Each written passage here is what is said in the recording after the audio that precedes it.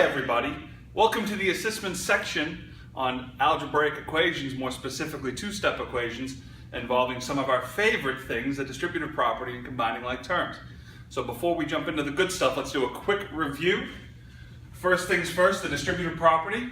Make sure that you are taking the coefficient outside of the parentheses, and multiplying them by all of the information inside the parentheses. 3 times 4x will give us 12x. 3 times 6, 18. Don't forget to drop that operator down. All right, so make sure when you distribute, you're distributing all the way through, keeping the operator with it. Next thing you have to understand is combining like terms. Don't forget, you can only add the coefficients when the variables are identical, okay? This 3x, this 4y, incompatible. This 3x, this 5x, you betcha. This 4y, this minus 2y, yep, let's treat it as a negative 2. 4y plus negative 2y is going to give us our 2y. You may be thinking, well, they're not in the right order, I can't do that. The commutative property addition tells us that it's okay to move this around however we would like.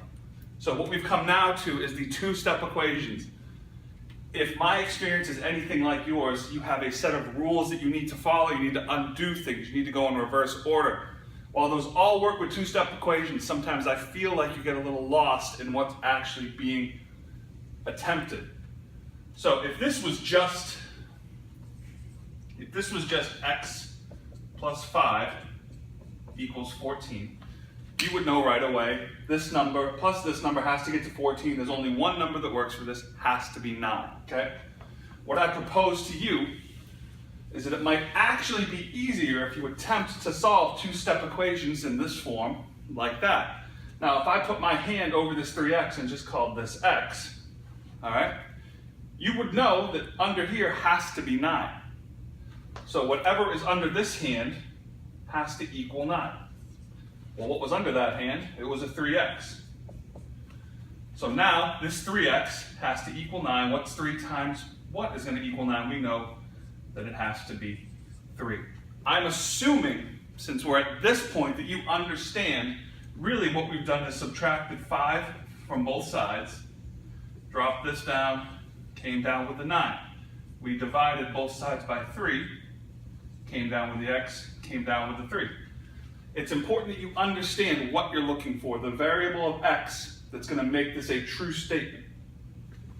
So if you can work through it like that, keeping the coefficient and the variable, the unknown, drop that down. If you know it needs to go there, you know what this needs to equal, and then you could be down to the x equals 3. So this skill builder you're about to do ties all 3 of these things in together. So go give them a shot, and I'll check in with you in a little bit and see how you're doing.